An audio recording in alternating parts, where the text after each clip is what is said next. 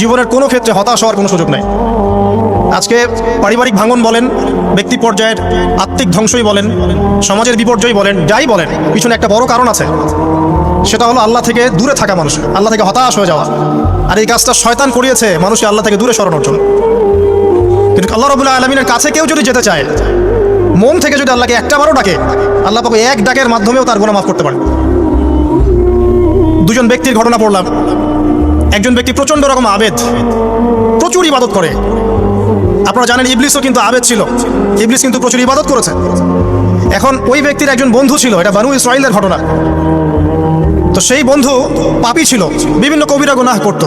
আর এই আবেদ ব্যক্তি বারবার তাকে নসিহত করতো, গুনাহ ছেড়ে দাও, তুমি পাপ করছো, গুনাহ ছেড়ে দাও। তখন সেই ব্যক্তি যে পাপ করছে সে বলতো যে আল্লাহ কি তোমাকে আমার রক্ষক বানিয়েছেন? আল্লাহ কি তোমাকে আমার উপর দারোগা বানিয়েছেন? আমাকে আল্লাহর হাতে ছেড়ে দাও, আমাকে নসিহত করতে শোনা। একদিন এই আবেদ ব্যক্তি তার বন্ধুকে একটা জঘন্য পাপ করতে দেখলো, এমন একটা পাপ যেটা দেখে তার মনে ধারণা আসলো এটা চরম জঘন্য একটা কাজ। তখন সে মুখ ফসকে বলে ফেললো যে আল্লাহ তোকে আর মাফ করবে না, আল্লাহ তোকে জান্নাত দিবে না। আল্লাহ রাব্বুল আলামিন মালাকুল মউতকে এই দুজনের কাছে পাঠালেন, দুজনের রূহকে কবজ করা হলো। এবার আল্লাহ পাক তার সামনে তাদেরকে উপস্থাপন করে বললেন যে তোমাকে আমার রহমত সম্পর্কে কে গ্যারান্টি দিয়েছে যে আমি কাউকে রহমত করবো কি করবো না? যাও, আমি তোমাকে জাহান্নামে পাঠালাম, ওই ব্যক্তি যে আমার রহমত প্রত্যাশা করেছে আমি তাকে জান্নাত দিয়ে দিলাম। দেখুন, এই হাদিসটা শুনলে মনে হয় বাহ্যিক হয়তো বা মুখের একটা কথার কারণেই সে জাহান্নামে চলে গেল। আসলে বিষয়টা এমন নয়। বিষয়টা আমি আপনাকে বোঝাচ্ছি। বিষয়টা হচ্ছে ইবলিসের মতো। ইবলিস কিন্তু শুধু মন থেকেই বলেনি যে খলাকতানি মিন নার ওয়া খলাকতাহু মিন তিন, আমি কেন তাকে সিজদা করবো আদমকে? আদম তো মাটির তৈরি আর আমি তো আগুনের তৈরি। এটা ইবলিসের শুধু মৌখিক স্টেটমেন্ট ছিল না, কারণ কি ছিল? আবা ওয়াস্তাকবারা, সে উদ্ধত হয়েছিল, অহংকার প্রদর্শন করেছিল। ভিতর থেকে ইন্টারনালি সে অহংকারী ছিল, সে আন্ডারএস্টিমেট করে কথাটা বলেছে, শুধু মৌখিকভাবে বলে নাই। কিন্তু ঠিক এই ব্যক্তির ঘটনা এমনই, সে মন থেকে অহংকারী হয়ে উঠেছিল, যদিও বা সে আবেদ ছিল। এখানে আমরা যারা প্র্যাকটিসিং মুসলিম হওয়ার চেষ্টা করছি, আমাদের জন্য এখানে নিদর্শন আছে। অযথ নামাজ পড়েই ভেবে বসবেন না যে অনেক কিছু করে ফেলছে, এক চিল্লা দিয়ে মনে করে ফেলবেন না যে দিনের জন্য অনেক কিছু করে ফেলছে। একটা হজ করেছেন, ওমরা করেছেন, সিয়াম রেখেছেন, দিনের জন্য দান সাদকা করেছেন, একটা মাদ্রাসা মসজিদ করেছেন, ভেবে বসবেন না আপনি সব অনেক কিছু করে ফেলেছেন এবং অন্যরা সব ককরোচ তেলাপোকা, ওরা জাহান্নামে যাবে, এমনটা মনে করবেন। জানি না আমরা যে কার আমলের কতটুকু আল্লাহর কাছে কবুল হচ্ছে। তো এখানে এই ব্যক্তির সমস্যা ছিল এই, সে নিজের আমলটাকে অনেক ভারী মনে করছিল এবং সে স্টেটমেন্ট দিয়ে ফেললো যে তোকে আল্লাহ পাক মাফ করবে না। এই একটা কথা মন থেকে বলার কারণে তার ইহকাল পরকাল দুটা বরবাদ হয়ে গেল, সে জাহান্নামে চলে গেল। ঠিক আরেক ব্যক্তির ঘটনা আছে এমন, এগুলো সবগুলো রেফারেন্স আছে। এক ব্যক্তি প্রচুর ইবাদত করতো, আল্লাহ পাক তার ইবাদত করার জন্য পাহাড়ের চূড়ায় একটা সুন্দর ব্যবস্থা করে দিয়েছিলেন, সেখানে ডালিম গাছ হতো, ঝর্ণা আসতো, খাবারের কোনো অভাব নাই। হাদিস এসেছে 500 বছর সে ইবাদত করেছে। কত বছর? কিয়ামতের মাঠে এই ব্যক্তির অবস্থা এমন হবে, তাকে জান্নাতে প্রবেশ করানোর জন্য নিয়ে যেতে বলা হবে যাও আমার রহমতে জান্নাতে চলে যাও। আল্লাহ পাক তাকে কথাটা বলবেন, কিন্তু এই ব্যক্তি বলবে আমার আমলের কারণে আল্লাহ পাক বলবেন আমার রহমতে জান্নাতে চলে যাও। ব্যক্তি বলবে আমার আমলের কারণে। আল্লাহ রাব্বুল আলামিন তখন তাকে দেওয়া সমস্ত নেয়ামতগুলোকে এক পাল্লায় করবেন আর তার সমস্ত আমলকে আরেক পাল্লায় করবেন। তারপর দেখা যাবে আল্লাহর সমস্ত নিয়ামত তার একটা চোখের সমান হয় নাই। কথা কি বুঝতে পারছেন? একটা চোখের যে নিয়ামত আল্লাহ পাকের, সমস্ত আমল ও 500 বছরের ইবাদত এতটুকু হয়নি। তারপর তাকে বলা হবে ওকে জাহান্নামে নিয়ে যাও। এবার জাহান্নামে যাওয়ার সময় সে বলবে আল্লাহ তোমার রহমতে আমাকে মাফ করে দাও।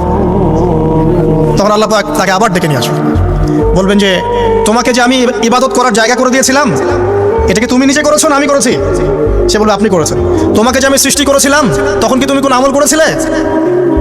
বলবে না। তাহলে তোমাকে যে সৃষ্টি করেছি আমি, এটা কি তোমার আমলের কারণে? না। তোমাকে সারা দুনিয়াতে এত নিয়ামত দিয়েছি, এটা কি তোমার আমলের কারণে? সে বলবে না। তখন তাকে জান্নাতে প্রবেশ করানো হবে।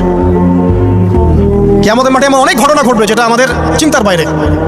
আরেকজন ব্যক্তিকে ডেকে আনা হবে, যে ব্যক্তি একটা দুটা নয় বরং 100টা খুন করেছে। সে 99 জন মানুষকে হত্যা করার পর ফতোয়া খুঁজে বেড়াচ্ছিল যে আমার তওবা কবুল হবে কিনা। একজন আবেদের কাছে গিয়েছে। আবেদ আর আলেম কিন্তু এক জিনিস না। আবেদ মানে যে প্রচুর ইবাদত করে, তার জ্ঞান কম, সে শুধু জানে কিভাবে ইবাদত করতে হয়। আলেম হচ্ছে সে যে শরীয়তের গভীর জ্ঞান জানে আবার ইবাদতও করে। আবার যারা জ্ঞান আছে আমল নাই, সেও কিন্তু প্রকৃত আলেম না। প্রচুর জ্ঞান আছে কিন্তু জ্ঞান অনুযায়ী আমল করে না, সেও কিন্তু প্রকৃত আলেম নন। এবার আসেন, তো এই আবেদের কাছে গিয়ে সে বলছে আমার কি ক্ষমা হবে, আমি 99টা খুন করেছি। সে বলল তোমার আবার ক্ষমা, তোমার ক্ষমা নাই। তখন এই ব্যক্তি এই আবেদকে হত্যা করে 100টা খুন পূর্ণ করলো, ওকেও সে মেরে ফেলছে। আমার ক্ষমাই হবে না তো তোর বেঁচে থাকার কি দরকার, তুইও মর। কি বুঝতে পারলেন? বর্তমান বিশ্বের উগ্র মাথার পলিটিশিয়ানদের মতো অবস্থা। আমার দেশের সমস্যা, তোর দেশ পারমাণবিক বোমের উড়াই দিব, মানে এরকম একটা অবস্থা। তো আল্লাহ রাব্বুল আলামিন এই ব্যক্তির মধ্যে একটা চেতনা তৈরি করলেন যে আমাকে তওবা করতে হবে। সে তখন সার্চ করতে লাগলো আরো কোনো আলেম আছে কিনা। এরপর অনেক দূরে একজন আলেমের সন্ধান পাওয়া গেল। সে সেখানে গেল, তাকে গিয়ে বললো আমার কি ক্ষমা হবে? সে আলেম তাকে বললো হ্যাঁ তোমারও ক্ষমা হতে পারে, যাও তুমি ইস্তেগফার করো এবং এই এলাকা থেকে অন্য এলাকায় চলে যাও। মানে যে এলাকায় তুমি অনেক দিন ছিলে, যেখানে তুমি অনেক পাপ কাজ করেছো, এখানে থাকার দরকার নাই। তওবা করে তুমি অন্য কোথাও চলে যাও, নতুন একটা জীবন শুরু করো। এখানে থাকলে হবে কি, তোমার স্মৃতিগুলো তোমাকে তাড়িয়ে বেড়াবে এবং মানুষ তোমাকে খারাপ নজরে দেখতেই থাকবে, তুমি তখন কষ্ট পাবে। এই জন্য তুমি চলে যাও। তো চলে যেতে যেতে সে রাস্তায় ইন্তেকাল করে। এবার তার রুহ নিবে কে? এই জন্য দুদল ফেরেশতা আসছেন, জান্নাতি এবং জাহান্নামী। তাদের মধ্যে বাক বিতরটা হচ্ছে কে রুহ নিয়ে যাবে। তো জাহান্নামের ফেরেশতারা বলছেন সে এতগুলো খুন করেছে, তার রুহটা আমরা নিব। আর জান্নাতি ফেরেশতারা বলছেন না, সে তওবা করতে এসেছিল, অতএব সে আল্লাহর অভিমুখী হয়েছে, তার রুহটা আমরা নিব। আল্লাহ পাক এখানে একটা কৌশল করলেন। আল্লাহ পাক ফেরেশতাদেরকে বললেন তোমরা রাস্তাটাকে পরিমাপ করে দেখো, যেদিকে যাচ্ছিল তার পরিমাপ বেশি নাকি যেখান থেকে এসেছে ওর পরিমাণ বেশি। আল্লাহ পাক জমিনকে আদেশ করলেন হে জমিন তুমি প্রশস্ত হয়ে যাও। এবার পরিমাপ করে দেখা গেল সে তওবার দিকে আসছিল, এর পরিমাণটা বেশি। এই একটা কাজের ওসিলা আল্লাহ পাক তাকে মাফ করে দিলেন। মনে রাখবেন এটা মৌখিক বিষয় ছিল না, সে মন থেকে ভিতর থেকে কিন্তু সে আল্লাহর প্রতি অনুগত হয়েছিল। এই মনের বিষয়টা আল্লাহ ছাড়া কেউ জানে না। আপনি দেখতে পারেন সমাজে অনেকে দাড়ি টুপি পাগড়ি জুব্বা সব লাগিয়ে ঘুরছে, তো বিশ্বাস করেন তাদের মনটা এমনও হতে পারে যে জানোয়ারের চেয়েও কুৎসিত, এমনও হতে পারে। আবার আপনি দেখবেন সমাজে এমন অনেক মানুষ ঘুরছে যারা হয়তো অনেক পাপে লিপ্ত মনে হচ্ছে, কিন্তু মনের মধ্যে সততা আছে। আর যার মনের মধ্যে সততা আছে আল্লাহ বা কোনো না কোনো দিন ইনশাআল্লাহ তাকে হেদায়েত দিবে। এটা আমরা আমাদের অভিজ্ঞতা থেকেও দেখেছি। এমন অনেক মানুষকে আমরা দেখেছি যে ড্রাগ অ্যাডিক্টেড ছিল, মিউজিক করেছে, হারাম সম্পর্কের মধ্যে ছিল, নামাজ ঠিক মতো পড়ে নাই, কিন্তু যখনই আল্লাহর কথা আলোচনা হতো দেখতাম সে খুবই শান্তভাবে মন থেকে কথা শুনছে। এই কথা শুনতে শুনতে শুনতে একদিন মাশাআল্লাহ এখন দেখবেন যে চিল্লা দিয়ে বেড়াচ্ছে বিভিন্ন মসজিদে। আল্লাহ হেদায়েত দিয়েছে, সব ছেড়ে দিয়েছে। এরকম মানুষের অভাব নেই কিন্তু সমাজে। তো এখানে আল্লাহ পাকের রহমত বা দয়ার একটা উজ্জ্বল দৃষ্টান্ত দেখতে পারবেন। ঠিক এরকম আরও একটা ঘটনা আছে বনু ইসরাইলের। এক ব্যক্তি এত পাপ করেছে যে শেষে মৃত্যুর সময় সে সন্তানদেরকে ডাকছে, ডেকে বলছে যে আমি যখন মারা যাব আমার লাশটাকে তোমরা কবর দিও না, যদি আল্লাহ পাক আমাকে ধরতে পারেন তাহলে খবর আছে আমার। কি করতে হবে? সে বলছে যে আমার দেহটাকে তোমরা পুড়িয়ে ফেলবে এবং পুড়িয়ে ফেলার পরে ছাইগুলোকে একত্রিত করবা, করে অর্ধেক ছাই সমুদ্রে ভাসিয়ে দিবা, অর্ধেক ছাই বাতাসে উড়িয়ে দিবা। সন্তানরা তাই করলো। মৃত্যুর পর আল্লাহ পাক এই সমুদ্র এবং জমিনকে বাতাসকে আদেশ করলেন যে তোমরা ছাই জড়ো করে দাও। আর মানুষ আর জিন আল্লাহর কথা না শুনলেও এই প্রকৃতি আল্লাহ পাকের কথা শোনে। বিজ্ঞান বলে প্রকৃতি থেকে সব হচ্ছে। কি প্রকৃতি? প্রকৃতি কি, কাকে বলে? মানুষকে আল্লাহর ইবাদতকে বাদ দিয়ে প্রকৃতি পূজায় নিয়ে গেছে। এই পুরো প্রকৃতি আর মহাবিশ্ব এক আল্লাহর ইবাদত করে। কে সৃষ্টি করলো প্রকৃতি? প্রাকৃতিকভাবে হয়েছে সবকিছু বলে, আল্লাহ থেকে হয়েছে বলা যাবে না। বলে আপনি মৌলবাদী হয়ে যাবেন। আল্লাহ শব্দ ইউজ করলে আপনি মৌলবাদী হয়ে যাবেন। ধর্মতাত্ত্বিক শব্দগুলোকে আস্তে আস্তে উঠিয়ে দেওয়া হয়েছে। দেখবেন যুক্তি বিজ্ঞান দার্শনিক শব্দগুলোকে আনা হয়েছে। এটাও টেকনিক্যালি করা হয়েছে। কোনো সেকুলার মিডিয়াতে আপনি দেখবেন না ইনশাআল্লাহ বলছে। ইনশাআল্লাহ প্রমাণ করবে যে আপনি আস্তিক না নাস্তিক। তো প্রকৃতিকে আল্লাহ পাক আদেশ করলেন এই সমুদ্র ছাই জড়ো করো, এই বাতাস ছাই জড়ো করো। তারা ছাই জড়ো করে দিল। এই ব্যক্তিকে বলা হচ্ছে তুমি জীবিত করে আল্লাহ পাক বলছেন তুমি যেই কাজটা করেছিলে লিমা ফাআলতা হাদা, তুমি এই কাজটা কেন করেছো? তখন এই ব্যক্তি উত্তর দিচ্ছে মিন খাশিয়াতিকা ইয়া রাব্বি ওয়া আনতা আ'লাম। হে আল্লাহ, আমি আমার বুঝে যা এসেছে আপনার ভয়েই আমি এই কাজটা করেছি, আর আপনি খুব ভালো করেই জানেন যে আমি আপনার ভয়ে করেছি নাকি অন্য কোনো কারণে করেছি। মানে আপনি আমার মনের কথা জানেন। আল্লাহ পাক তাকে মাফ করে দিলেন। আপনাদেরকে আমি সেই ব্যভিচারী মহিলার কথা মনে করাই। ওই মহিলা যে ব্যক্তি একজন যৌনকর্মী ছিল, বা যেটা আমরা বলি ব্যভিচারিণী মহিলা ছিল, একটা কুকুরকে দেখেছে সে পানি পান করার জন্য তৃষ্ণার্ত, সে এটাতে মায়া করে দয়া করে তার মোজাটাকে নামিয়ে এই কূপ থেকে পানি উঠিয়ে কুকুরকে পান করিয়েছে। এই একটা কাজের বদৌলতে আল্লাহ রাব্বুল আলামিন এই ব্যভিচারী মহিলাকে মাফ করে জান্নাত দিয়ে দিয়েছে। হাদিস এটাও এসেছে, নবী সাল্লাল্লাহু আলাইহি ওয়াসাল্লাম বলেছেন, ইরহামু মান ফিল আরদ, তোমরা সবাই জমিনবাসীর প্রতি রহম করো। জমিনে মুসলিমই থাকতে হবে, তাদের প্রতি রহম করতে হবে এমন নয়, জমিনবাসী যারাই আছে সবার প্রতি রহম করো, জাতি ধর্ম বর্ণ নির্বিশেষে। এমনকি পশু পাখির প্রতিও দয়া করো। ইরহামু মান ফিল আরদ, জমিনে যারা আছে সবার প্রতি রহম করো। ইয়ারহামুকুম মান ফিস সামা, যিনি আসমানে আছেন তিনি তোমাদের প্রতি রহম করবেন ইনশাআল্লাহ। ইসলাম এই কথাগুলো বলেছে 1400 বছর আগে। আজকের এই বিশ্বের সোকল্ড এই মডার্ন বিশ্বে যেখানে মানুষের রক্তের কোনো দাম নাই, সেখানে ইসলাম পশু পাখির অধিকার নিয়ে কথা বলেছে 1400 বছর আগে। কাদেরকে কি শেখাতে আসেন? কোরআন এবং সুন্নাহর বাইরে অভ্রান্ত সত্যের কোনো উৎস আছে? এখানে যা আছে তাই চূড়ান্ত। মানতে চাইলে মানেন, না মানতে চাইলে জাহান্নামে যান, কেউ তো বাধ্য করছে না। লাকুম দীনুকুম ওয়ালিয়া দিন। আল্লাহ পাকের রহমত দেখেন। আরেকটা ঘটনা আছে এমন, একটা বিড়ালকে বেঁধে রেখেছিল এক মহিলা, খাবার দেয় নাই, কষ্ট দিয়েছে। এই একটা বিড়ালকে খাবার না দিয়ে কষ্ট দেওয়ার কারণে এই মহিলাকে আল্লাহ পাক জাহান্নামে পাঠিয়েছে। এরকম কত ঘটনা আছে, এই ঘটনাগুলো হাদিসের পাতায় বর্ণিত আছে। কোরআনে কি বলছে দেখুন। কোরআনের আমি কয়েকটা পয়েন্ট আপনাদেরকে খালি বলছি, এটা নিয়ে আমি সকালে ভাবছিলাম। আল্লাহ পাক আদম আলাইহিস সালামকে সৃষ্টি করেছেন আমরা সবাই জানি, কিন্তু আল্লাহ পাক সূরা সাদের মধ্যে বলছেন ইবলিসকে, হে ইবলিস তোমাকে কিসে বারণ করলো আদমকে সিজদা করতে, যে আদমকে আমি নিজের হাত দিয়ে সৃষ্টি করেছি। আল্লাহ রাব্বুল আলামিন যে আমাদেরকে এত যত্ন করে ভালোবেসে সৃষ্টি করেছেন, এটা কি আল্লাহ পাকের দয়ার নিদর্শন নয়? মহাবিশ্বের অন্য কোনো মাখলুক সৃষ্টির ব্যাপারে আল্লাহ পাক বলেন নাই খলাকতু বিয়াদাই, আমি নিজ হাতে তাকে সৃষ্টি করেছি। শুধু সৃষ্টি নয়, সৃষ্টি করার পর আল্লাহ পাক তাকে সমস্ত নাম শিক্ষা দিয়েছেন। এই যে জ্ঞান শিক্ষা দেওয়া, জ্ঞান, এটা আল্লাহ পাকের সবচেয়ে বড় নিদর্শনগুলোর মধ্যে অন্যতম। এবং আল্লাহ পাকের সবচেয়ে বড় দয়া, আমার মত এটা, মানব জাতির উপরে আল্লাহ পাকের সবচেয়ে বড় দয়াটা হচ্ছে কি জানেন? আল্লাহ পাক আমাদেরকে জ্ঞান শিক্ষা দিয়েছেন, ওহী নাজিল করেছেন। এটা সব কিছুর ঊর্ধ্বে। কারণ আপনি তওবা করবেন, জ্ঞান লাগবে। নামাজ পড়বেন, জ্ঞান লাগবে। রোজা রাখবেন, জ্ঞান লাগবে। যাকাত দিবেন, ইলম লাগবে। আপনি দিনের যে কোনো আমল করেন, ইলম লাগবে। জান্নাত জাহান্নামের পথ খুঁজে পেতে হলে ইলম লাগবে। দেশ চালাবেন, ইলম লাগবে। অর্থনীতি চালাবেন, ইলম লাগবে। ইলম ছাড়া কিছু নাই, ইলমের উপরে কিচ্ছু নাই। এই ইলমটা আল্লাহ পাক কাকে শিক্ষা দিয়েছেন? আদম আলাইহিস সালামকে। আমরা তো শিখেছি সমাজবিজ্ঞান বইগুলোতে যে আমাদের পূর্বপুরুষরা নাকি গুহায় থাকতো আর গাছের ছাল পাতা খেয়ে থাকতো, তাই না? লতা পাতা খেয়ে থাকতো, গাছের ছাল পাতা খেয়ে থাকতো, পোশাক করতো আর কি। বোগাস, ডাহা, মিথ্যা কথা। আল্লাহ রাব্বুল আলামিন সূরা বাকারা এবং সূরা আরাফ পড়ে দেখেন, আল্লাহ পাক বলছেন যে আদম আলাইহিস সালামকে আল্লাহ পাক সমস্ত নাম জ্ঞান শিক্ষা দিয়েছেন।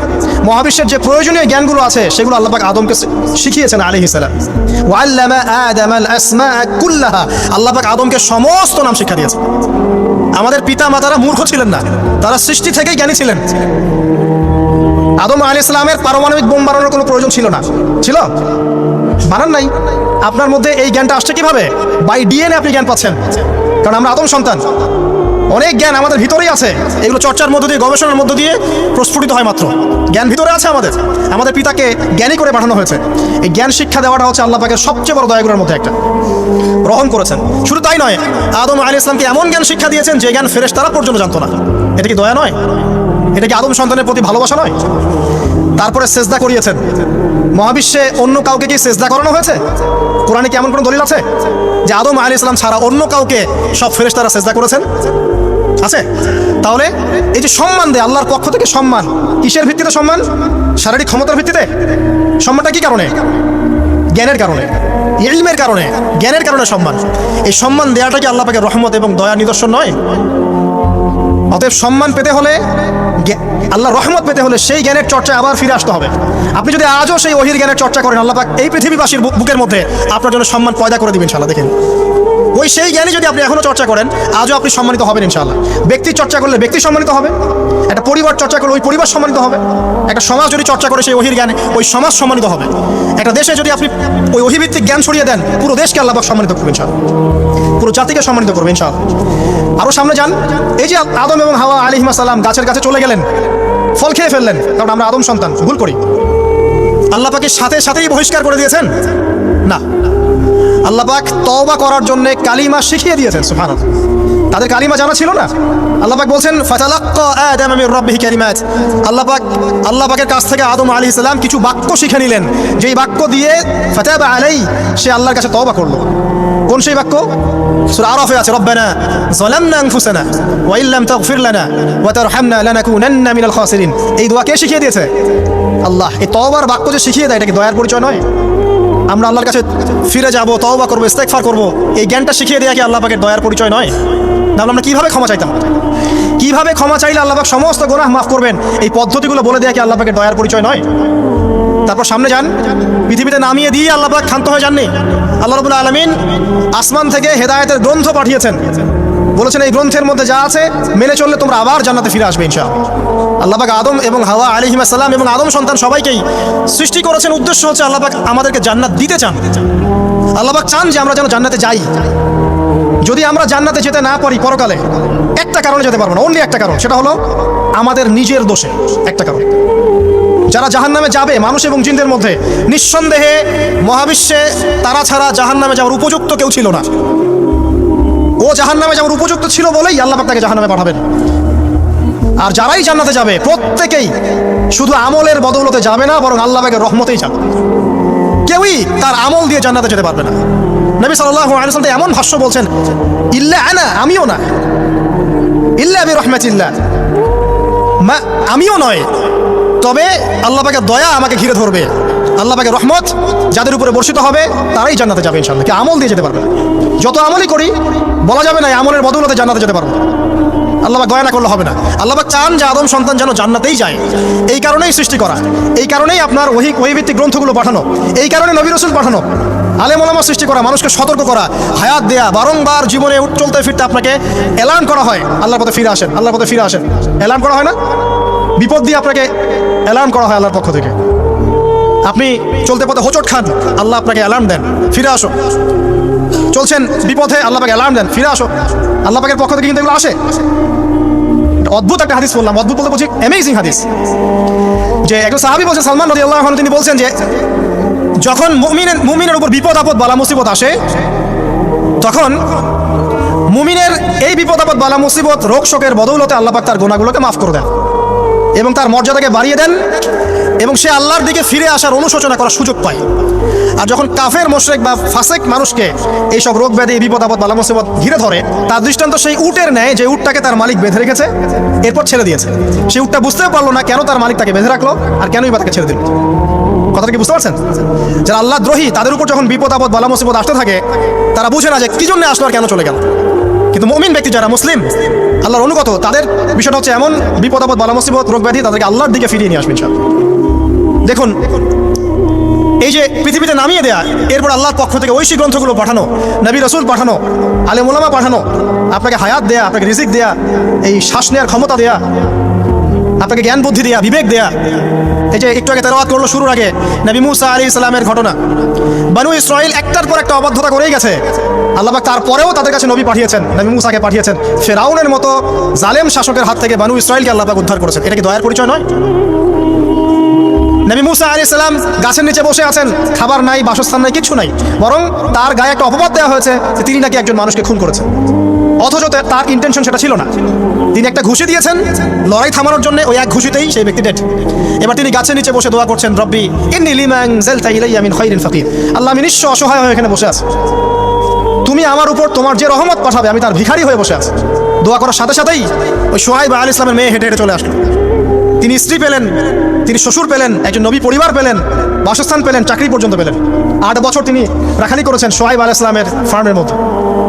দয়া মুহূর্তেই চলে আসবে, শুধু আল্লাহ দিকে অভিমুখী হলেই হয়, এগুলো দয়া। আইয়ুব আলাইহিস সালামের কথা মনে আছে না? দীর্ঘদিন রোগে ভুগছেন, চিকিৎসা হচ্ছে না, ভালো হচ্ছে না, শেফা হচ্ছে না। এখানে যারা আধ্যাত্মিকত্ব নিয়ে পড়াশোনা করেন, লেখালেখি করেন, তারা বলেছেন তাদের কিছু কিতাবের মধ্যে, রোগটা যখন এমন একটা পর্যায়ে চলে আসলো যে তিনি জিহ্বাটা নড়াতে পারছেন না, কারণ তিনি আল্লাহ পাকের জিকির করতে প্রচন্ড ভালোবাসতেন। এক পর্যায়ে রোগটা এমন একটা জায়গায় চলে আসলো যে জিহ্বাটা তিনি নড়াতে কষ্ট হচ্ছে। তখন গিয়ে তিনি বলছেন, রব্বি আন্নী মাসসানি আদ-দুররু ওয়া আনতা আরহামুর রাহিমিন, হে আল্লাহ আমাকে কষ্ট স্পর্শ করেছে, আর তুমি তো ক্ষমাকারী, রহমকারীদের মধ্যে সর্বশ্রেষ্ঠ রহমকারী। আমি জিকির করতে পর্যন্ত পারছি না, আল্লাহ আমার রোগটা শেফা দিয়ে দাও। বলার সাথে সাথে আল্লাহ রাব্বুল আলামিন প্রস্রবণ ঝর্ণা তৈরি করলেন, এখানে গোসল করো, শেফা হয়ে গেল। এগুলো কি রহমতের পরিচয় নয়? এখানে এক্সপেরিয়েন্স স্কলার এমনও বলেছেন, আজকে আমরা যারা বাহ্যিক সৌন্দর্য নিয়ে বেশি গর্ব করি আর কি, আত্মিক সৌন্দর্যের চাইতে বাহ্যিক সৌন্দর্য নিয়ে যারা বেশি গর্ব করি, যদি আল্লাহ পাক আমাদের পোশাকটাকে পরিবর্তন করে দেন, আত্মাটাকে দেহের পোশাক দেন আর দেহটাকে আত্মার পোশাক বানায় দেন, তাহলে দুর্গন্ধে কি আমাদের সামনে আসতে যাবে না। কথা আপনারা বুঝতে পারছেন না? আইয়ুব আলাইহিস সালামের আত্মাটা ছিল পবিত্র, পরিশুদ্ধ, তার দেহের মধ্যে রোগ হয়েছিল। আর এই পুরো বিশ্বের ম্যাক্সিমাম লোকের মানুষের রোগ এখন আত্মায়, দেহে নয়। আবার বলছি, হয়তো বুঝতে পারছেন না। আইয়ুব আলাইহিস সালামের রোগটা হয়েছিল দেহে, বাইরে। তার আত্মা ছিল পবিত্র, পরিশুদ্ধ আত্মা। দেহের রোগের একটা পর্যায়ে যখন জিহ্বাটায় ইফেক্ট হলো, তখন জিকির করতে তার কষ্ট হচ্ছে, তখন তিনি দোয়া করছেন, আল্লাহ আমার এই রোগটাকে শেফা দিয়ে দাও। আর এখনকার পুরো জেনারেশন, এই সভ্যতার রোগ হচ্ছে ভিতরে আত্মায়। দেহের রোগের চাইতে এদের আত্মার রোগটা বেশি। এখন এই আত্মাটাকে যদি দেহ বানিয়ে দেওয়া হয় আর দেহটাকে আত্মার পোশাক পরিয়ে দেওয়া হয়, দুর্গন্ধে কেউ সামনে আসতে চাবে না। তাই আইয়ুব আলাইহিস সালামের সেই দোয়া এখন আমাদের বেশি করা উচিত। রব্বি আন্নী মাসানিয়া দুররু ওয়া আনতা আরহামুর রাহিমিন। আল্লাহ, আমাদের আত্মায় রোগ এসেছে, এটাকে তুমি শেফা দাও। দেহের রোগ লেস ইম্পর্টেন্ট, আত্মার রোগটা বেশি ইম্পর্টেন্ট। এরকম নিদর্শন কোরআনের পাতায় পাতায় ছড়িয়ে আছে। আসহাবুল কাহফ, পুরো সমাজ ওদেরকে মেনে নিচ্ছে না, গুহায় চলে গেলেন, ঘুম পাড়িয়ে দিলেন আল্লাহ পাক। 309 বছর, কত বছর? 309 বছর একটা দোয়ার বদৌলতে। তারা বলেছিল, রব্বানা আতিনা মিন লাদুনকা রাহমা ওয়া হাইয়্ লানা মিন আমরিনা রাশাদা। আল্লাহ পাক শুধু ঘুম পাড়িয়ে রাখলেন না, তাদের মধ্য দিয়ে আল্লাহ পাক পুরো একটা সভ্যতাকে হেদায়েত করে দিলেন। আলহামদুলিল্লাহ। যে সভ্যতা বিশ্বাস করতো না যে পরকাল বলে কিছু আছে, দাকিয়ানুস বাদশার সেই জুলুম থেকে আল্লাহ পাক এই 10 জন বা 9 জন যুবককে বাঁচালেন, ওদেরকে কিয়ামত পর্যন্ত কোরআনের পাতায় স্থান দিলেন, নিদর্শন বানালেন, এবং তাদের মধ্য দিয়ে একটা পুরো সভ্যতাকে হেদায়েত দিলেন। সুবহানাল্লাহ। যেখানে যাবেন এই নিদর্শন। আর কার কথা বলবো? জুলকারনাইন, মনে আছে? কোন সূরা আছে জুলকারনাইনের কথা? সূরা কাহফ। আল্লাহ পাক তাকে এমন রহমত করেছিলেন যে মাশরিক মাগরিব, মানে পূর্ব পশ্চিম পর্যন্ত তাকে রাজত্ব দিয়ে দিয়েছেন। আজকে তো আমরা এই সামান্য একটু ক্ষমতা পেলেই আমাদের কেউ চেনে না, গায়ে হাতি দেওয়া যায় না, ঠিক আছে? মানে তখন সে নিজেকে মনে করে যে সে এই পৃথিবীর সবকিছু, বাকি মানুষ আর মানুষ না। ক্ষণস্থায়ী সামান্য একটু ক্ষমতা দিয়ে দেখবেন আমাদের অবস্থা খারাপ। আমাদের এই যে জীবন, আমাদের রিজিক, আমাদের পরিবার, আমাদের সুস্থতা, আমাদের জ্ঞান, আমাদের সমাজ বলেন, রাষ্ট্র, আমাদের অর্থনীতি, এই বিশ্ব, এই সব কিছুই একটা বিষয়কে কেন্দ্র করে টিকে আছে। শুধুমাত্র একটা বিষয়ের সাথে এই পুরো মহাবিশ্ব সম্পর্কিত। আমাদের জীবনের প্রতিটা বিষয় শুধুমাত্র এবং শুধুমাত্র আল্লাহ পাকের রহমতের উপর টিকে আছে। আল্লাহ পাকের রহমত আমাদের ব্যক্তি জীবন, পারিবারিক জীবন, আমাদের দেহ, আমাদের মন, আমাদের জ্ঞান, অর্থনীতি, ব্যবসা বাণিজ্য, আমাদের রাষ্ট্র, সব কিছুর মধ্যে শুধুমাত্র আল্লাহ পাকের রহমত দিয়ে ভর্তি। আল্লাহ পাকের রহমতের এত বিশাল সমুদ্র, যেটা উপলব্ধি করার ক্ষমতা আমাদের নাই। আমরা যদি সবাই ঠান্ডা মাথায় একটাবার খালি ভাবতে বসি, সবাই যার যার জায়গা থেকে ভাবি যে আল্লাহ পাক আমাদেরকে কি কি রহমত দিয়ে রেখেছেন, কি কি নিয়ামত দিয়ে রেখেছেন। ওয়া ইন তাউদ্দু নি'মাতাল্লাহ লা তুহসুহা। তোমরা যদি আল্লাহ পাকের নিয়ামত গণনা করা শুরু করো, কোশ্চিন কালেও গুণে শেষ করতে পারবে না। আল্লাহ পাক সূরাতুল জুমারের মধ্যে বলেছেন, কুল ইয়া ইবাদিয়াল্লাযীনা আসরাফু আলা আনফুসিহিম। হে নবী, আপনি বলে দিন, আমার বান্দাদেরকে বলে দিন যে হে আমার বান্দারা, তোমরা যারা তোমাদের নফসের উপরে জুলুম করেছো, সুদীর্ঘকাল নামাজের খবর ছিল না, যাকাত দিইনি, হজ ফরজ হয়েছিল করি নাই, সওম রাখিনি, আল্লাহর দিন এগিয়ে নেওয়ার কোনো চেষ্টাই করি নাই, সুদীর্ঘকাল হারাম খেয়েছেন, ঘুষ খেয়েছেন, জেনা করেছেন, বাদ্যযন্ত্র বাজিয়েছেন, অশ্লীলতা এর মধ্যে ডুবেছিলেন, মাদকদ্রব্য সেবন করেছেন, সুদীর্ঘকাল। তোমরা যারা নিজেদের নফসের উপর জুলুম করেছো, লা তাকনাতু মির রাহমাতিল্লাহ, তোমরা আল্লাহ পাকের রহমত থেকে নিরাশ হয়ে যাও না। তোমরা আল্লাহ পাকের রহমত থেকে নিরাশ হয়ে যেও না। ইন্নাল্লাহা ইয়াগফিরু যুনুবা জামিআ, আল্লাহ পাক চাইলে সমস্ত গুনাহ মাফ করতে পারেন। ইন্নাহু হুয়াল গফুরুর রহিম, তিনি হচ্ছেন পরম করুণাময়, অসীম দয়ালু। আমি আলোচনা সামনে নিয়ে যাওয়ার আগে আরেকটা বিষয় বলে রাখতে চাই। এই আলোচনাকে একপাক্ষিকভাবে, একপেশেভাবে বুঝে নেওয়ার কোনো সুযোগ নাই। আল্লাহ পাক যেমন পরম করুণাময়, অসীম দয়ালু, ঠিক একইভাবে আল্লাহ রাব্বুল আলামিন শাদীদুল ইকাব, কঠিন শাস্তিদাতাও বটে। এই দুটো বিষয় মাথায় রেখেই আল্লাহর রহমতের আশাও করতে হবে এবং আল্লাহ পাকের গজবের ভয়ও করতে হবে। এর মাঝখানেই হচ্ছে ঈমান। এই জায়গা থেকে আলোচনা বুঝতে হবে। আল্লাহ পাক তৌফিক ইনায়াত করুন, আমিন। আমাদেরকে আল্লাহ রাব্বুল আলামিন তার রহমত থেকে নিরাশ হতে বারণ করছেন।